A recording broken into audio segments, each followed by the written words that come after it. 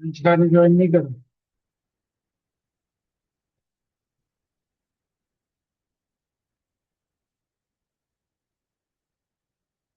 अभी अभी ठीक।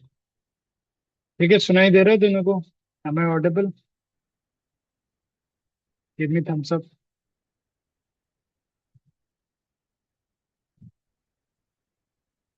ऑडिबल हूँ मैं? आवाज आ रही है?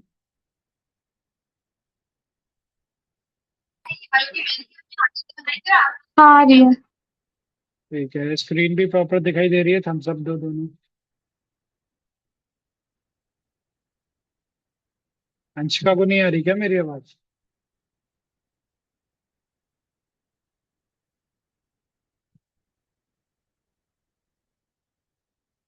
स्क्रीन दिख रही है ना? लिखा हुआ दिख रहा होगा स्क्रीन पे।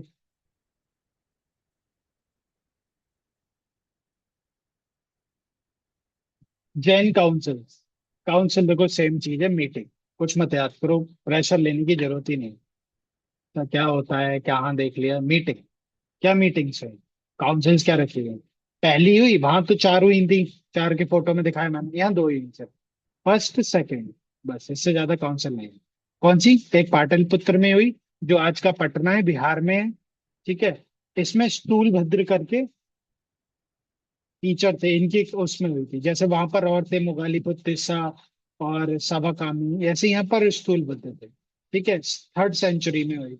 और इसमें ये बताया गया क्या कंपाइलेशन है। कंपाइलेशन होता है जो नॉलेज मिली है उस पर एक जगह लिखना, कहीं पर राइट डाउन करना।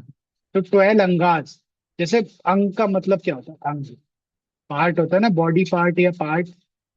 कुछ नहीं, बस अंगास, पार्ट्स। पार्ट्स में डिवाइड करा गया 12 पार्ट्स में। जो नॉलेज हुई वो 12 पार्ट में लिखी गई। और 12 पूर्वास, ये भी सेम पार्ट है, अंगास के जैसा ही होता है, बस इस वर्ड का मतलब कुछ और होता है।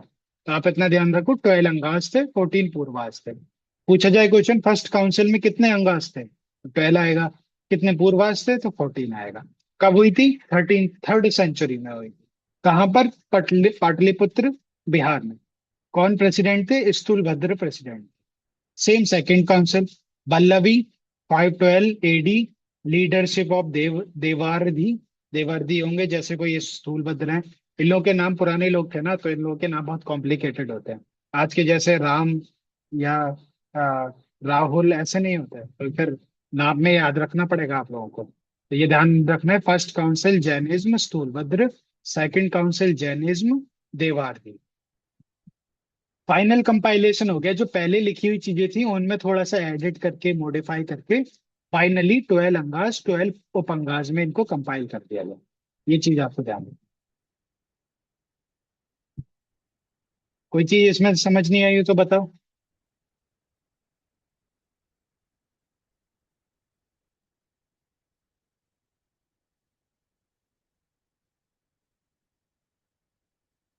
आवाज आ रही है? कुछ समझ नहीं आया हो तो बताओ। समझ आ गई। आ रहा है? ठीक है।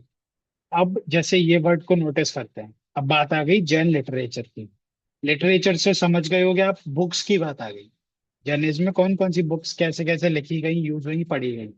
एक वर्ड देख रहे होगे यहाँ पे, सिद्धांता। तो इनकी जो बुक्स वगैरह है उन्हें सिद्धांता कहते हैं। ठीक है। अब सिद्धांता क्या है, मैं एक वर्ड लिखूं रूल, तो आप समझ गए होगे रूल्स की बात कर रहे हैं सर। हिंदी में क्या कहते हैं इसको? नियम। और शुद्ध हिंदी में भी बात करो तो इनको बोलते हैं सिद्धांत। तुम्हारे सिद्धांत अच्छे नहीं है, तुम्हारा ये अच्छा नहीं है, संस्कार अच्छे नहीं है। सिद्धांत का मतलब होता है रूल्स, नियम। नियम, कायदे, कानून। तो इन्होंने कुछ नहीं करा, जैन लिटरेचर की जो बुक्स लिखी उन्हें सिद्धांत नाम दे दिया, क्योंकि बहुत हद तक उनमें रूल्स की ही बात हुई थी। ठीक है। क्या क्या था इन सिद्धांतों में इंक्लूड? इसमें 12 अंगास है, अंगास थे जो हमने देखे अभी। 12 उप अंगास थे। अंगा पार्ट, पार्ट हो गया।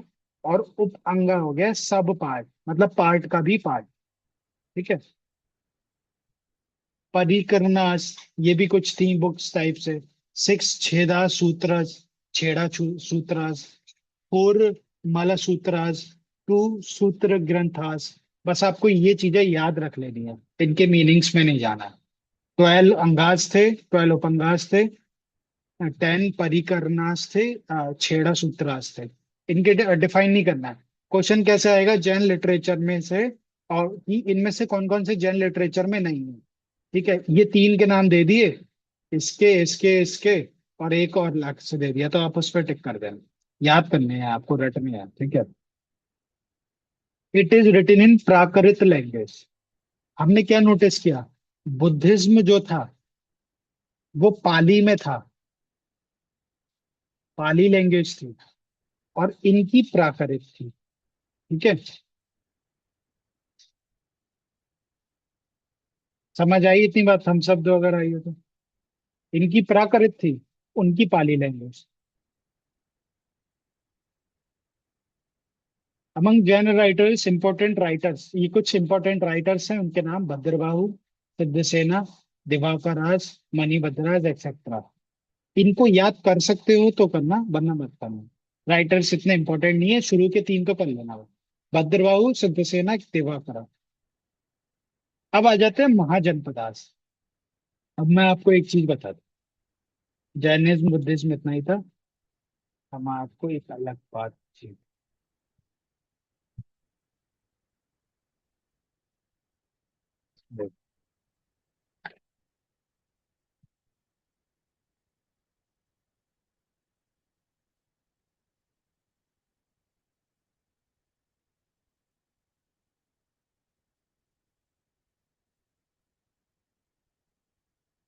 देखो, आज का इंडिया ऐसा दिखता है, ऐसा, ये बात मानते हो?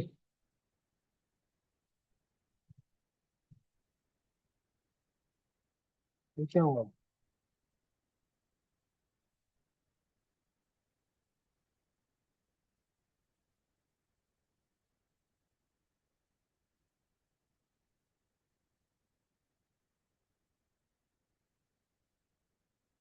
ऐसा दिखता है आज का इंडिया?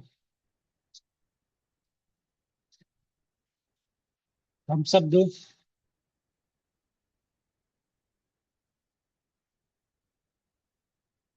ठीक है, क्या ऐसा इंडिया हमेशा दिखता होगा? इसका जवाब है ना। बहुत टाइम से बहुत बदलाव हुए, जैसे जैसे ईयर्स चेंज होते गए, वैसे वैसे इंडिया का मैप चेंज होता गया। आज ये पूरा एक देश है। ये नीचे दिख रहा है आपको, ऊपर बाउंड्रीज दिख रही हैं।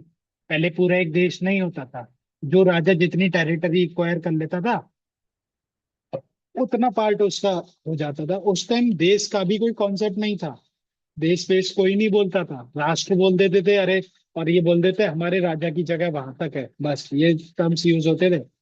यही सेम बात जब बुद्धिज्म जैनिज्म आ गया, सारी चीजें हो गई, उस टाइम पे जनपद बनने शुरू हुए, जैसे डिस्ट्रिक्ट होते हैं ना आज के, उस टाइम जनपद बनने शुरू हुए। तो हम देखते हैं उस टाइम का मैप।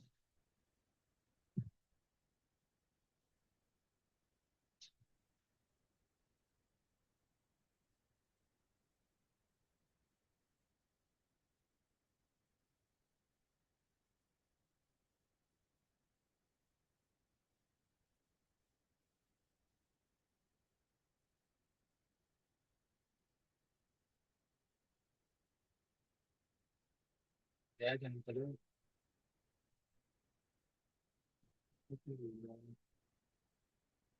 सारा टाइम तो एक ही नंबर है।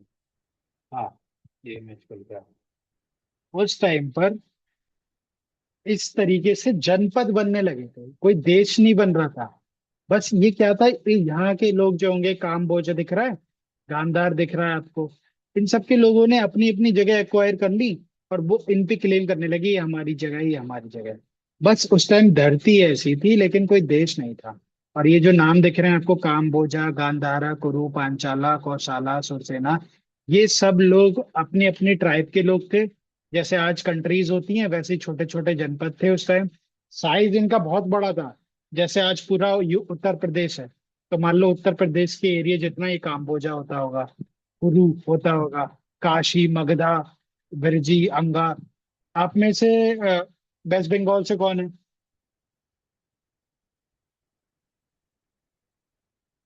वेस्ट बंगाल से कौन है आप दोनों में से? सौम्य, आप कहाँ से हो? क्या सर? आप कहाँ से हो, कौन सा उससे हो, स्टेट से? वो झारखंड और बिहार के बॉर्डर पे झारखंड से है। अच्छा, और अंशिका कौन से स्टेट से है? झारखंड। आप भी झारखंड से हो?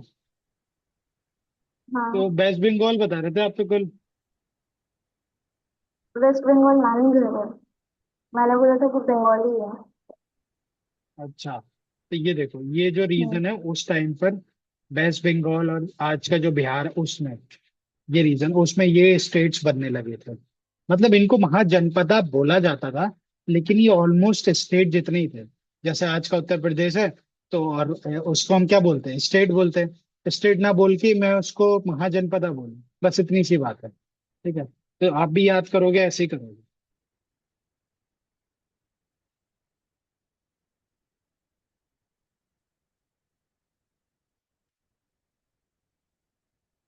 16 महाजनपदास बने उस टाइम।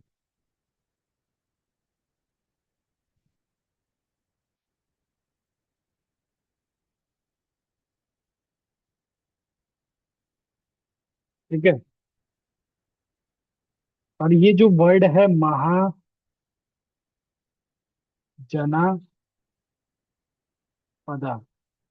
ये इक्विवेलेंट है, लगभग सिमिलर है स्टेट्स के। आज की बात करें तो, now, at the time of mahajanapadas. ठीक है, जैसे एग्जाम्पल इसमें लिखा हुआ है मगधा। मगधा की बात करें, ठीक है, कौशाला, ये इक्विवेलेंट होंगे उत्तर प्रदेश,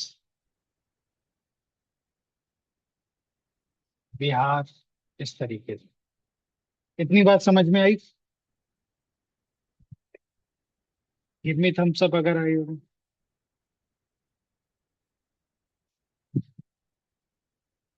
नहीं आई क्या? एक बार फिर से बताइए। स्क्रीन पे भी आपको दिख रहा होगा 16 महाजनपदास लिखे हुए हैं। जब बुद्धिज्म जैनिज्म आ गया था उसके बाद वहां पर ऐसा तो नहीं है कि सिर्फ बुद्धिज्म जैनिज्म चल रहा है। वहां पर किंग भी होता है, वहां पर जनता भी होती होगी, क्योंकि हमने वैदिक पीरियड में पढ़ा था, उस टाइम किंग आने लगे थे, किंग के नाम भी थे। ठीक है, जब किंग होगा, जनता होगी, तो ऑब्वियसली एक एरिया भी होगा जहाँ पर लोग रहते हैं, है ना? ऐसा थोड़ी है कोई वहीं रह रहा है 10 किलोमीटर 100 किलोमीटर दूर, वो भी उसी में आएगा, नहीं। इन जगहों की बाउंड्रीज भी होती थी, किंग की अपनी बाउंड्री होती है। और जैसे जैसे वो बाउंड्री एक्सपेंड करता है वैसे ही उसकी पावर एक्सपेंड होती है। यही होता है। विदाउट बाउंड्री और स्टेट, ये जगह के, कोई किंग किंग नहीं होता। एक किंग है तो उसकी जगह होगी, उसका देश होगा, राज्य होगा, कुछ ना कुछ होगा एक। ठीक है, ऐसे ही उस टाइम पे जब बुद्धिज्म जैनिज्म आ चुके थे, आ रहे थे हल्के हल्के, तो ये 16 महाजनपदा, जो स्टेट बोल सकते हो आप इन्हें, स्टेट्स, 16 टाइप के स्टेट्स, काम्बोजा, गंधारा, कुरु, पंचाला, कौशाला, मल्ला, गिरवी, ये सब ये बनने लगे थे। ठीक है, और इनकी हिस्ट्री चालू हो गई थी। इनकी आपस में फाइट्स होती थी, दो एक साथ में हो गए, तीसरे से लड़ लिए, या एक हो गया, चार पांच से लड़ाई हो गई उसकी, एक ज्यादा पावरफुल हो गया तो 10 से भी लड़ाई हो गई। कुछ ये गंगा किनारे रहते थे, कुछ गंगा से बहुत दूर रहते थे। साउथ, उस टाइम के साउथ की बात करें तो ये असाका लिखा हुआ है, यहाँ पर लोग रहते थे। ठीक है, इतनी सी बात है। यहाँ इस स्लाइड में क्या समझाया मैंने, इसमें समझाया आपको क्या, कि जो 16 महाजनपद थे उस टाइम की बात कर ले, और नाउ अभी की कर ले। तो अभी जो स्टेट है वही उस टाइम जनपद था, महाजनपदा। ठीक है, और उसमें क्या एग्जाम्पल दिए मैंने, महाजनपदा में मगधा था और कौशाला, ये दो लिखे हुए हैं स्क्रीन पे। हाँ। ये जो लिखे हैं, ये आज के यूपी बिहार इनके जैसे हो गए।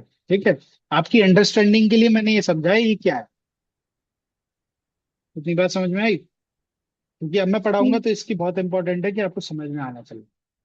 अब इसमें लिखा हुआ है 16 लार्ज स्टेट, समझाया अभी मैंने, जस्ट वही बात है। क्या मतलब है, बस 16 लार्ज स्टेट, यही बात है महाजनपद की। मोनार्चियल, मोनार्चियल वो होता है जिसमें सब कुछ राजा की चलती है, राजा ही इसमें जज होता है। मोनार्ची में राजा की ही पुलिस होती है, सब कुछ राजा के सेंटर की होता है, सारी चीजें उसने ही जो रूल बोल दिया वो रूल हो गया। वो चाहे रूल चेंज कर दे, जनता को उसको आंखें बंद करके फॉलो करना होता है। और रिपब्लिक, ये भी रिपब्लिक जो लिखा हुआ है स्क्रीन पे आपका, रिपब्लिकन, इसमें जनता प्रधान होती है, जनता। रिपब्लिक में पब्लिक आ रहा है ना, पब्लिक का मतलब सेंस यही है। इसमें जनता की अच्छाई के लिए होता है, जो होता है। आपको क्या लगता है अभी जिस, अभी हम इंडिया में रह रहे हैं, ये रिपब्लिक है या मोनार्चियल है?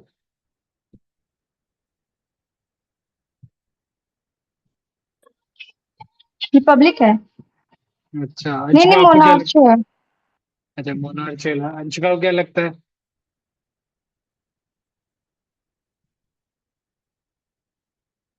तो मैं तुमको ये क्यों लगता है कि मोनार्चियल है?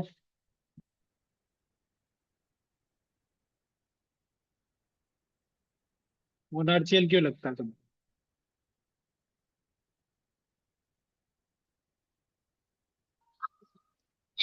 पता नहीं, ऐसे हो रही है तो। अच्छा, मैं पहले बता दूं कि हम मोनार्चियल नहीं है, हम रिपब्लिक ही है। हम अपना वोट डालते हैं ना, वोटिंग करते हैं ना। अगर मोनार्चियल होता तो वोट क्यों होता? एक राजा होता, उसकी माननी पड़ती है हमें। समझ रहे हो? समझ रहे हो? इलेक्शन एक बड़ा साइन है, जहां पर भी इलेक्शन होता है मतलब वो रिपब्लिक है। क्योंकि राजा खुद से बनता है, उसे कोई चुनता नहीं है। मैं राजा बन जाऊं और सबको कहूं मुझे फॉलो करो, मुझ में ताकत है, ये वो है, तो उसमें वोटिंग थोड़ी हुई है, तो मैंने जबरदस्ती कहा। तो रिपब्लिक होने का एक बड़ा कारण है वोटिंग। ठीक है, हमारे देश में वोटिंग होती है तो हम रिपब्लिक। अभी बता रहे हैं कौन कौन से थे। स्क्रीन पे भी दिखा दिया है, इसमें भी देख लो। काशी, कौशाला, अंगा, मगधा, बज्जी, मल्ला, छेदी, बत्सा, ऐसे नाम होते थे पहले। इनकी कैपिटल्स है। काशी, बनारस, ये तो पता ही होगा आपको। कौशाला, श्रावस्ती। अंगा, चंपा। मगधा, राजगिरा। वज्जी, वैशाली। ये सब याद करने हैं आप। महाजनपदा, ये और है। 16 करने ना पूरे, 8 इधर हो गए, 8 इधर हो गए। ठीक है, नोट्स में दे रखे हैं, आपको याद करना है। अब जब ऐसा होता है कि एक जगह है, वहां पर बहुत सारे स्टेट्स हैं, इंडिया में ही बहुत सारे हैं, यूपी और बिहार। अपनी अपनी क्वालिटीज हैं, अपनी अपनी पावर्स भी है। लेकिन एक मेन होता है। हमारे यहाँ इस टाइम पे हमारी कैपिटल जो है वो मेन है इंडिया की। ठीक है, दैट इज न्यू दिल्ली। ऐसा नहीं है कि कोलकाता कम है, कोलकाता में भी बहुत सारी चीजें हैं। इवन पुरानी जो हमारी कैपिटल रह चुकी है वो कोलकाता थी। मुंबई, मुंबई कितना सुप्रीम है। मुंबई में सबसे ज्यादा इंपोर्ट एक्सपोर्ट होता है दुनिया का। सबसे ज्यादा चीजें आती हैं मुंबई में, जाती हैं। इवन फिल्म इंडस्ट्री और ट्रांजेक्शन, रिच, इंडिया के सबसे ज्यादा रिच मुंबई में रहते हैं। चेन्नई में होता है ऐसा। ठीक है, बेंगलोर भी अच्छा है वो। लेकिन दिल्ली क्यों? बिकॉज इट इज कैपिटल, और इसमें जो है कि उसमें हमें यहाँ पर हमारे राष्ट्रपति और ये सब सुप्रीमिटी जो दिखती है हमें, सुप्रीम चीजें दिखती हैं वो न्यू दिल्ली में दिखती है। ऐसी ही चीजें उस टाइम मगधा एम्पायर में थी। बाकी सब भी पावरफुल थे, लेकिन मोस्ट पावरफुल उस टाइम था मगधा। ये मान लो, मोस्ट ऑफ द स्टेट्स को तो ये खुद ही कंट्रोल करता था। 6 to 4 सेंचुरी बीसी इसका टाइम रहा है, 6 to 4 सेंचुरी। लगभग 6 से लेके 4, लगभग 200 साल तक। सुपरमेसी, अभी मैंने कीवर्ड बोला और सेम आ गया।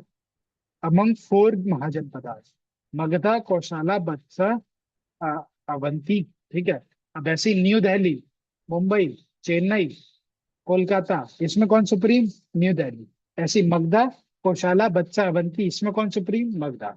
समझ में आई ये बात?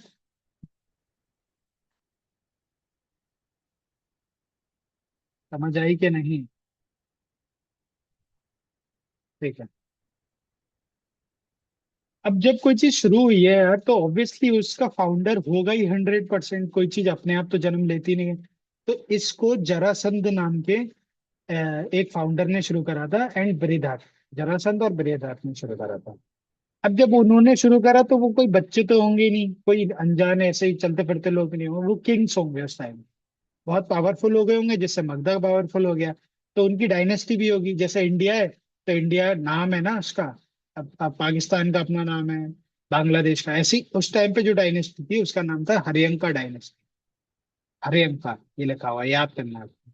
डिस्ट्रिक्ट कौन कौन से आते थे मगधा में? पटना, गया, शाहाबाद, कोई डिस्ट्रिक्ट होगा वो आता था।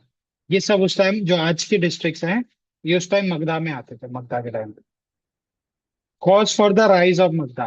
राइज, इसका क्यों बनने का बड़ा कारण है, मैं बताता हूँ क्या कारण है। एक जियोग्राफिकल रीजन ये है कि ये जो मगधा है ये माउंटेन से घिरा हुआ है। मतलब अगर किसी को अटैक करना हो ना इस पे, तो उसको ना बहुत मशक्कत करनी होगी, और वो नहीं कर पाएगा पूरा माउंटेन पार करके यहाँ तक आना। उसकी सेना थक जाएगी, उसे स्पेस नहीं मिलेगा। इसलिए मगधा से रूल करना बहुत इजी रहता था। और ज्यादातर जब भी वॉर्स होते थे तो मगधा जीत जाता था, क्योंकि उसका जोग्राफिकल कंडीशन ऐसी है। कोई इस पे कॉन्कर ही नहीं कर पाता था, कोई इसे अपने में नहीं ले पाता था। जियोग्राफिकल लोकेशन आ गई विद बोथ राजगिरा एंड पाटलिपुत्र, दोनों को मिला के।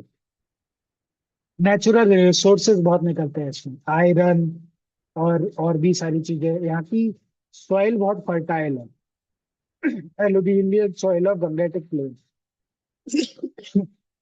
एलुवियल सॉइल बहुत फर्टाइल होती है, तो उसका नाम। अब हम बात करेंगे हरेंका डायनेस्टी की।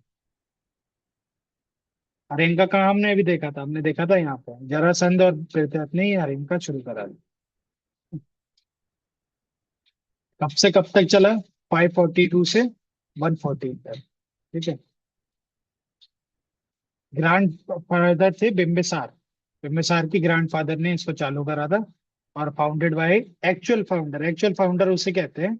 एक नॉर्मल फाउंडर होता है, तो उसमें वो शायद वो जगह इतनी पावरफुल ना हो, लेकिन जब बात एक्चुअल फाउंडर की आ जाती है तो वहां पर पावर बहुत बढ़ जाती है। मतलब बहुत ज्यादा पावरफुल होगा इंसान, तभी ऐसा कर पाया। ठीक है। पहले थे बिम्बिसार, दूसरे थे अजात शत्रु, तीसरे थे उदयन, और बस तीन थे इससे। फिर अगली डायनेस्टी आ गई जिसे शिशुनाग डायनेस्टी कहते हैं। एक काम करता हूँ मैं, आज उदयन तक ही रखें, ठीक है, जल्दी से खत्म कर दो। बिम्बिसार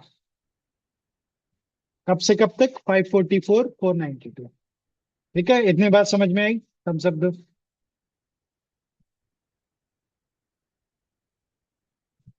समझ में आ रही है? हाँ। अब बिम्बिसार एक किंग है, और ये बोल रहे हैं was contemporary to Buddha. Contemporary होता है साथ चलने वाले लोग।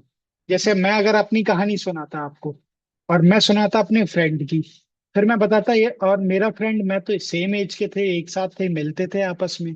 सेम यही समझो, अभी तक हमने बुद्धा के बारे में पढ़ा, और हम बिम्बिसार के बारे में पढ़ रहे हैं। ये एक महात्मा थे, एक भगवान थे, और ये एक किंग है। लेकिन इनकी टाइम पीरियड सेम है। धरती पे भी अवतार लिया है भगवान ने, तो वो इंसान के रूप में तो लिया होगा। तो ये दोनों से इंसान, बिम्बिसार और बुद्धा, एक ही टाइम के हैं। एक ही एज रही होगी, आपस में मिलते जुलते रहते होंगे। ठीक है। बिम्बिसार महात्मा बुद्ध को मानता था, ये बात कहते हैं। इसने अंगा को जीत लिया, और भी जगहों पे कंट्रोल करा। इसकी कैपिटल राजगिरा थी। ठीक है। इसमें एक खासियत बात ये थी, ये मैट्रिमोनियल अलायंसेस करता था। मतलब शादी करके पावर बढ़ाना। जैसे क्या हुआ, मैं समझाता हूँ आपको।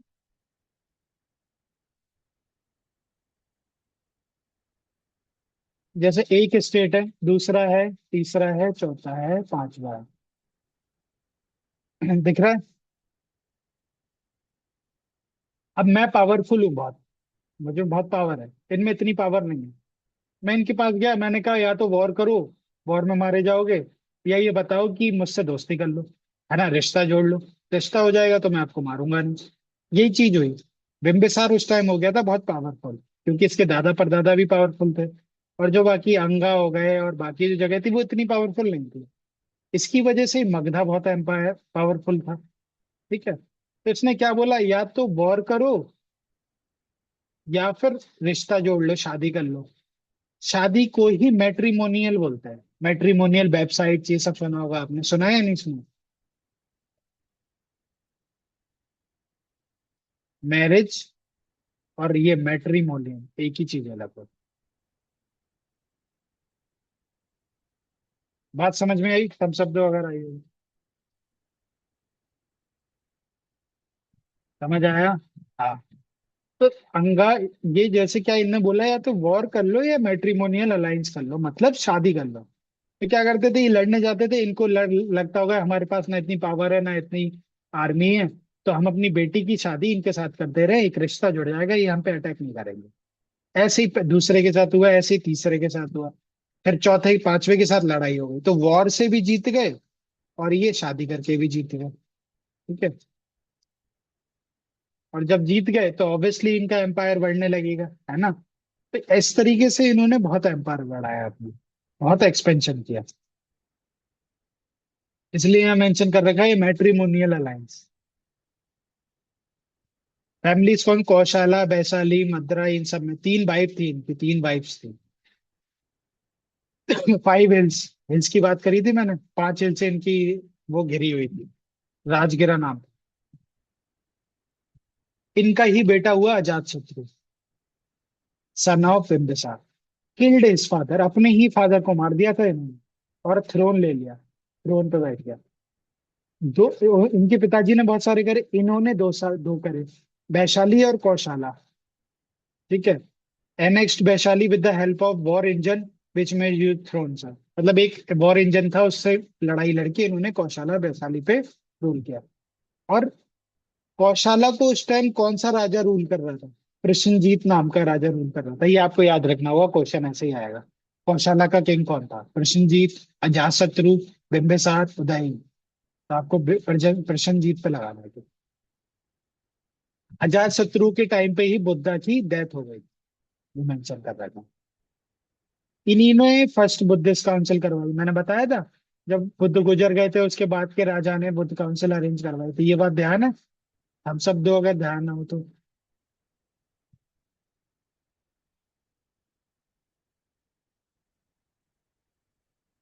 पंचका कानून।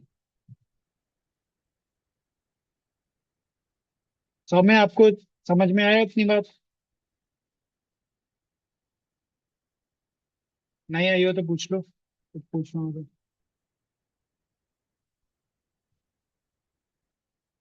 ठीक है, इनने फर्स्ट बुद्धिस्ट काउंसिल करवाई। उसके बाद आ गए उदय। कब से कब टाइम है? 460 से लेके 444 तक। ठीक है। Immediate successor of Ajatashatru was Udaya. Ajatashatru इनके पिताजी थे, उदय इनका बेटा था। इन्होंने नई कैपिटल निकाली।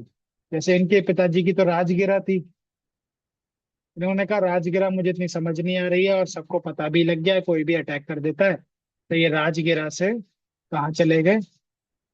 पाटलिपुत्र चले गए। ठीक है, मायन ने अपनी कैपिटल कर ली, जो कि 2 रिवर, गंगा रिवर और सोन रिवर के पास में है। सक्सेसर ऑफ उदयन, इनके बाद के जो सक्सेसर रहे थे वो बहुत वीक रहे, कमजोर। ठीक है। जिस कारण इनकी डायनेस्टी यहाँ तक ही खत्म हो गई। लास्ट रूलर का नाम था नाग दशक। ठीक है। इसके बाद चालू हो गई ये शिशुनाग डायनेस्टी, इसको हम कल पढ़ेंगे। ठीक है। तो इतनी बात समझ में आई?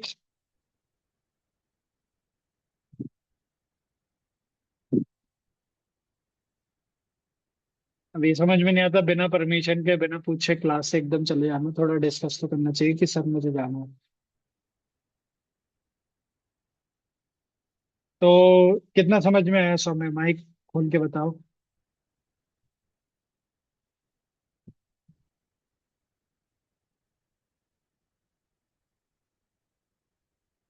मेरी आवाज आ रही है? हाँ सर, वो अभी आप जहाँ तक पढ़ाए उतना समझ आ गया कि हम्म। जैन और बुद्धिज्म में कितना क्या डिफरेंस है। उसके बाद उदय, ये सब है। हाँ। अभी ये ना, आप कल क्यों नहीं आए थे बेटा? रोज अगर पढ़ना हुआ करे तो रोज आया करो, ऐसे तो फ्लो खराब होगा, आपको समझ में कम आएगा फिर। समझ रहे हो इस चीज को? नहीं सर, पता नहीं कैसे सो गए थे, फिर नींद खुला 7:45 में। अब वो अंजलि कभी आती है कभी नहीं आती है, ऐसे तो फिर क्या मतलब है? फिर या तो आप पढ़ो, रेगुलर पढ़ो। देखो ये जो मैं क्लास कर रहा हूँ ये तो पढ़ाने वाली है ना, ये कोई ऐसी नहीं है कि कोई बेनिफिट है इसमें। मैं चाहता हूँ कि आप लोग कहीं नहीं समझ पा रहे हो तो आप मुझसे अच्छा समझ लो, बस इसलिए तो पढ़ा रहा हूँ। तो थोड़ा सा बाकी बच्चे भी एफर्ट्स दें तो अच्छा लगेगा, है ना। और सर कल टेस्ट है क्या संडे को? हाँ, मैं सोच रहा हूँ टेस्ट ले लूँ। मैं एक काम करूंगा, 10 बजे तक, 9 बजे तक अगर टेस्ट होगा तो डाल दूंगा ग्रुप। ठीक है। अगर कंफर्म होगा कि टेस्ट है कल तो आज 10 बजे तक कुछ ना कुछ मैसेज या डाल देगा, ठीक है। एंड करते हैं क्लास को। चलो ठीक है। ठीक है सर। ठीक है। Bye bye. बाय।